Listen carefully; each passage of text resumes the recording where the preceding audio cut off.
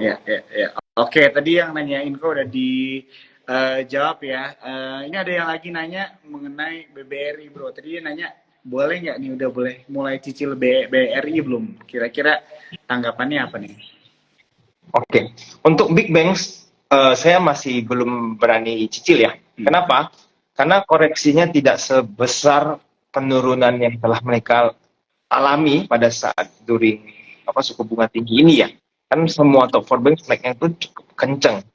Nanti pada saat suku bunga mulai turun, nah sentimennya ini yang akan berbalik. Kalau kemarin naik, semuanya naik. Nanti kalau berbalik turun, potensi turunnya juga akan lumayan besar dari sisi pressure sahamnya ya. Oleh karena itu, menurut saya potensi untuk Big Bang selanjut koreksi masih tetap ada. Jadi tunggu dulu. Ada at a certain level, teman-teman sudah boleh nyicil. Cuma sekarang belum saatnya. Oke. Udah dijawab tadi yang nanya BBRI, kita lanjut lagi. Ada pertanyaan mengenai Bank Tabungan Negara, bro, BBTN. Masih udah bisa dicicil belum nih? Ini kan tadi big banks nih, ini bank juga tapi nggak big banks nih. Kira-kira apa do you think? Yes. BTN ini perusahaan yang menurut saya kan fundamental bagus sekali ya, dan harga valuasinya juga masih murah. Yang lain naik, BTN belum terjadi apa-apa. Nah, kembali lagi, BTN ini kenapa masih stuck seperti ini, padahal kan fundamentalnya bagus. Mereka kan mau ekspansi ya, dengan akuisisi Bank Muamalat. Dan ini seperti yang tadi saya bilang, strateginya tetap sama, tunggu sudah selesai. Sudah jelas mereka akuisisi seperti apa, transaksi sudah berlangsung. Setelah itu teman-teman mau masuk, boleh, silahkan. Ya kan, supaya tidak terkecoh ataupun ya kaget dengan ada hal-hal yang di luar dugaan. Jadi teman-teman bisa nanti beli BTN pada saat negotiation ini sudah, atau akuisisi ini sudah selesai. Gitu. Tapi apakah menarik? Yes, sangat menarik untuk valuasi BTN sekarang. Wah, ini menarik nih. Aku juga jadi catat nih BBTN berarti fundamentally menarik nih ya. Ini bisa jadi notes buat aku nih personally, bro. Thank you banget nih. Oke. BBTN ya tadi ya. Sama apa nih, bro? Ini BBTN BBTN ya. tadi yang Nanti dibaca teman-teman ya. analisa aja lanjutannya, lihat benar nggak valuasinya, apakah murah atau ternyata mahal. Nah, itu teman-teman boleh analisa lebih lanjut lagi. Ya.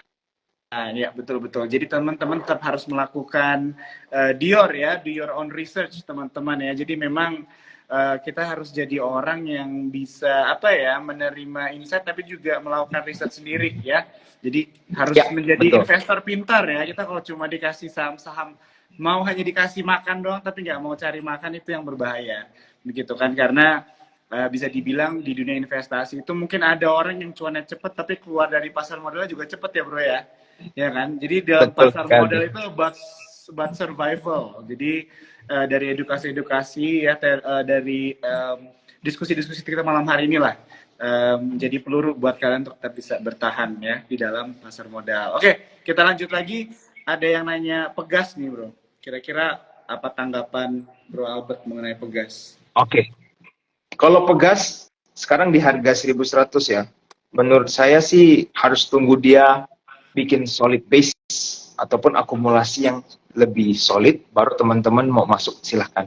Karena kalau tidak, bisa saja saham ini lanjut turun ya. Kita nggak tahu, karena kan kemarin ada sedikit berita yang teman-teman boleh cari, di Pegas itu ada sedikit problem ya kan. Nah, oleh karena itu tunggu saja dulu. Kalau memang mereka sudah mendekati bottom, biasanya akan ada akumulasi yang cukup masif untuk menahan harga Pegas ini. Tapi kalau masih sepi, tidak ada akumulasi, ya biarkan aja dulu, lihat how it goes. Gitu. Karena kalau perusahaan yang memang sedang ada masalah, kita tidak tahu masalahnya akan granted sampai mana kan, untuk sementara ini. Jadi ya wait and see. Oke, siap. Lanjut lagi. Ada yang nanya Sido nih, bro. Mungkin karena udah mulai masuk musim hujan, begitu kan. Jadi, Oke. Ya, gimana? Musim hujan nih. Oke. Jadi saya sudah sering ditanyain ya tentang Sido ini, karena menurut saya Sido ini sepertinya banyak dibahas di grup-grup fundamental yang di luar sana, bagus gitu pada saat COVID. Tapi setelah COVID, fundamentalnya kan juga drop secara signifikan. Nah, jadi saya pribadi, selain melihat fundamental ya, artinya maksudnya laporan keuangan, saya kan juga harus memahami bisnis modelnya ya. Dan kita harus tahu Sido itu bisnis modelnya apa. Dan kenapa pada saat itu bisa naik. Pada saat COVID, orang-orang kan sangat berubah ya, dalam arti yang tidak terlalu peduli kesehatan, langsung cari barang-barang produk yang herbal dan lain-lain untuk menjaga imun dan lain-lain supaya bisa tercegah kenanya COVID. Tapi era itu sudah berlalu, saya lihat ya. Orang tuh udah nggak takut COVID sama sekali. Mau berita COVID itu kayak angin lewat gitu kan, dianggap seperti flu biasa. Nah, jadi dari yang ada lonjakan permintaan, tiba-tiba permintaannya itu drop dan secara konsisten. Berarti kan untuk Sido bisa dibilang menikmati masa kejayaannya seperti COVID itu akan sulit karena tidak ada permintaan yang sebesar itu lagi kan, seperti dibanding dengan COVID. Jadi menurut saya ya banyak saham lain kok yang berpotensi untuk lanjut grow lebih besar dibanding saham Sido gitu. Nah, kalau kecuali teman-teman nih misalkan mau ambil Sido untuk dividend investing, itu perlu di-compare juga dengan saham-saham blue chip lainnya. Ini cuma salah satu contoh ya. Misalkan Telkom atau ASI. Itu kan yang fundamentalnya juga menurut saya bagus, dividend payout ratio-nya bagus, dan bisnis modelnya lebih jelas. Dalam arti jelas itu lebih stabil. Ya kan, kalau kayak Telkom, ya kan teman-teman ya tahu lah, Telkom bisnisnya itu recurrence ya, begitu-begitu terus dan bahkan bisa growing kalau pengguna orang semakin banyak. Nah, berarti kan kalau dengan stabil payout ratio tinggi, fundamentalnya bagus, dibandingin nih dengan Sido. Apakah Sido bisa memberikan dividen yang cukup besar atau sama besar? Kalau misalkan ternyata Telkom lebih besar, kenapa dipaksakan di bisnis model yang Sido? Gitu. Itu cara compare ya. Karena ISG kan sahamnya banyak. Masa kita maksa beli satu saham cuma karena pertama pernah cuan di sana jadi gagal move on, atau dengar ternyata orang-orang di sekitar kita terus fanatik sama Sido. Lalu kita terpengaruh nih, akhirnya maksa cuan di Sido. Kan sayang. Gitu. Ya. Suka banget nih sama jawabannya Bro Albert. Jadi teman-teman harus bisa move on ya. Jadi istilahnya kalau di dunia pasar modal mungkin ada satu saham atau bahkan sektor juga yang memberikan kita cuan gitu kan. Terus kita sangat cinta sekali dengan saham atau sektor ini, tapi saat sudah mulai terjadinya ada rotasi dan siklus dan sebagainya, mereka tidak dapat panggung, tidak bisa memberikan cuan seperti sebelumnya kan. Nah, di situ ya teman-teman kita nggak boleh terlalu baper juga kali ya, harus bisa compare juga dengan kompetitornya yang di sektor yang sama, atau mungkin harus beda sektor juga nggak apa-apa, karena mungkin tujuannya kan adalah mencari profit ya buat teman-teman untuk tetap berkembang asetnya begitu. Oke. Kita lanjut lagi ya Bro. Ada yang nanya MPPA gimana nih Bro? Matahari menarik sih dilihat ya harganya. Saham sekarang apa? Matahari, MPPA. Oh, MPPA. Oke. Iya. Kita coba lihat ya. Sudah lama nggak lihat saham ini soalnya. Betul. MPPA. Hampir gocap. Ya hampir gocap. Nah, saham-saham yang seperti ini, kalau teman-teman mau spekulasi beli ya, sebaiknya tunggu ada lonjakan volume breakout ya. Artinya kalau tiba-tiba ada big player mulai masuk lagi, baru mau istilahnya tarik ke atas sahamnya, baru teman-teman join. Kalau dia cuma sesekali naik dengan volume yang seadanya, sebaiknya jangan. Saham yang sudah turun terlalu dalam dengan fundamental yang belum teruji atau masih question mark ya, itu biasa susah buat naik kembali. Karena yang nyangkut di retail itu sudah terlalu banyak. Jadi big player ini akan nunggu buat retail tuh cut loss semua, baru mereka naikin. Nah, tapi kan retail kan jago nih nge-hold saham loss ya. Kalau disuruh adu, paling jago retail buat nge-hold saham-saham yang floating loss. Tapi kalau disuruh hold saham profit, cepat sekali mau di take profit, ya kan? Jadi kesabaran retail di hold saham yang nge-loss ini panjang sekali kesabaran mereka. Jadi kalau saham yang sudah longsor ke bawah, yang fundamentalnya agak tanda tanya, menurut saya sih jangan terburu-buru ya untuk masuk ke dalam, tunggu sampai ada ledakan volume. Nah, baru teman-teman mau cari silahkan. Oke, siap. Oke, thank you banget Bro Albert. Wah, ini ada kedatangan suhu lainnya ya, Michael Yoh nih. Halo Bro Michael Yoh ya, yang lagi nonton. Wah, ada suhu.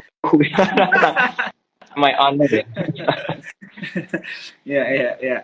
Oke, lanjut lagi. Tadi ini ada yang nanya Pegas. Tadi udah dijawab ya sama Bro Albert. Jadi aku mau ingetin sekali lagi, ini IG live-nya di save. Jadi kalian bisa langsung aja nanti nonton di Instagramnya Sokor Sekuritas. Oke, what do you think about brand Bro? Nih, Lagi hot nih kan Oh, nih oke. brand nih. Ada beberapa yang nanya brand nih. Ya, jadi begini, kalau saya lihat saham-saham seperti konglomerasi begini ya, brand kan salah satu bisa tergolong saham konglomerasi. Saya juga belajar during COVID era bahwa saham-saham konglomerasi kalau mau tarik ke atas sahamnya ya, itu benar-benar tidak bisa ketebak limitnya berapa. Jadi kalau dia lagi naik, teman-teman itu ya boleh hold sampai dia masuk ke dalam sebuah indeks. Artinya apa? Nah ini teman-teman perlu pelajari ya, khususnya buat pemula-pemula. Mereka itu akan sangat sulit untuk jualan ke retail. Dengan dana yang begitu besar, ya dia tarik aja modalnya berapa miliar gitu kan. Nah, itu nggak mungkin ada retail yang bisa serap ke dalam, maksudnya serap barang dia. Akhirnya apa? Mereka ya harus angkut terus sahamnya sampai poin di mana saham mereka masuk ke dalam indeks supaya bisa dijual lah ke big fund lainnya melalui indeks ini. Jadi mereka bisa keluar. Nah, saham-saham konglomerasi itu ya salah satunya brand ini ya mungkin akan menggunakan jalur itu. Saya juga tidak bisa tebak ceilingnya atau atapnya ini sampai seberapa jauh. Karena contoh seperti saham-saham yang naik tanpa mematuhi fundamental ya kayak AMMN itu naiknya udah sampai berapa sekarang kan angkanya 7.000 ya kalau nggak salah. Nah, itu siapa yang kira bisa sampai setinggi itu? Secara valuasi udah make sense sebenarnya. Tapi bisa terjadi kan karena itu mereka perlu exit di saat masuknya ke dalam indeks. Jadi kalau untuk brand ya teman-teman harus pastikan ya, artinya kalau dia belum ada big distribusi, mau di hot terus, silahkan. Tapi kalau mereka sudah bubar, udah buang barang begitu banyak, misalnya tiba-tiba satu hari volume tinggi, lalu distribusi ratusan miliar atau puluhan miliar dalam sehari, nah itu harus hati-hati dan sebaiknya dijauhi. Brand sementara tetap harus analisa, tapi kalau dia sebelum, contoh kalau dari TA, teman-teman lihat dia masih belum retrace terlalu jauh di bawah sampai MA20 misalkan, ya call aja, nggak apa-apa. Oke, sip. Thank you bro. Udah dijawab ya tadi yang nanya brand, soalnya ada beberapa nih dari teman-teman Cuan Tropos sudah dijawab dengan lengkap ya dari bro Albert. Ya jadi teman-teman baik lagi ya, kalian juga tetap melakukan riset dan tujuan kalian berinvestasi, dan jangan lupa untuk melakukan komparasi juga ya dengan saham-saham lainnya yang bisa memberikan potensi profit untuk portfolio kalian. Oke, mungkin satu pertanyaan lain kali bro ya. Ini ada yang nanya nih bro, Bandarmologi saham baby Ko AG katanya. Saham baby ya? Iya nih, aku belum pernah dengar sejujurnya mengenai saham baby ini, multi trend Indo ya. Harganya 194, sekarang hari ini minus 1,52%. Oke. Jadi begini, ini saham juga baru IPO kan ya baby. Kalau teman-teman, nah ini sharing ilmu mungkin terakhir ya. Ini juga udah jam berapa nih 9. Ya, Jadi begini, sebenarnya kalau untuk saham-saham IPO, ini ada teknik khusus buat teman-teman cari ya, dan ada kalkulatornya. Saya juga ada bikinnya melalui Google Drive. Dalam arti begini, saham yang baru IPO, kita itu cukup gampang untuk mengetrack sebenarnya si big player ini atau underwriter-nya tuh sudah cuan atau belum. Mereka kan waktu mau nge-drive saham ini, baru IPO, kan ada banyak inventaris ya, atau inventory kita bilang. Dia kan harus habisin, baru bisa cuan kan. Kalau dia simpan saham kan nggak untung. Buat apa W-nya simpan saham emiten? Nah, jadi kita bisa hitung, kira-kira dengan harga sekarang, dengan transaksi selama ini, apakah si emiten, si UE-nya udah untung atau belum, atau big player lah istilah. Kelihatannya untuk baby ini kan mereka masih belum untung. Jadi kita nggak tahu nih, apakah dia suatu saat akan lanjut naikin terus supaya bisa keluarin barangnya semua. Nah, itu teman-teman bisa dihitung. Tapi kalau ditanya secara sekilas, bandarmologinya sementara seperti apa, cukup neutral ya, baby ya. Jadi mungkin dia akan sideways dulu di harga sekarang, sampai nanti perkembangan selanjutnya broker summary seperti apa ya, kita perlu amati lebih lanjut lagi. Gitu, untuk baby ya. Cuma harusnya sih mereka belum berhasil keluar semua untuk baby. Jadi in the future references masih bisa saja dia naik. Oke. Thank you banget Bro Albert. Gila nggak kerasa ya, waktu itu berlalu cepet aja gitu, sejam ngobrol-ngobrol sama lo nih. Seru banget ya. Thank you buat teman-teman Cuan Troopers yang tetap nanya. sorry banget ya, jangan patah hati, pertanyaannya akan dijawab di TikTok selanjutnya. Tapi ada beberapa di sini yang pertanyaannya sama ya dengan teman-teman Controllers yang lain. Kan boleh nonton IG Live ini karena akan di-save. Karena juga Bro Albert banyak banget kasih insight menarik ya, bagaimana cara kita memposisikan diri kita di pasar modal. Oke, mungkin dari gue itu dulu kali ya Bro Albert. Thank you banget buat waktunya malam hari ini. Sampai ketemu lagi ya Bro ya di TikTok kita selanjutnya. Thank you bro, sama-sama ya. Nanti paling saya tambahin sedikit buat teman-teman yang suka nih diskusi saham ya, itu bisa langsung join di Telegram AG Invest Smart Room. Nah di situ saya setiap hari Minggu ya kita bisa open discussion. Nah jadi saya memberikan sedikit insight, lalu lebih banyak Q&A dan itu pun bisa langsung bertanya menggunakan open mic. Kalau IG Live kan mungkin catat ya, betul. Tapi kalau di Telegram itu bisa komunikasi langsung, tanya, kok ini kira-kira bagaimana, jadi bisa langsung back and forth. Nah itu biasanya sangat membantu buat teman-teman yang mau belajar saham juga bisa, mengatur money management bisa, karena bebas mau bertanya apapun. Nah semakin banyak orang yang bertanya kan semakin banyak insight yang teman-teman dapatkan. Disitulah sebab dari seluruh komunitas bisa bersama-sama semakin pintar.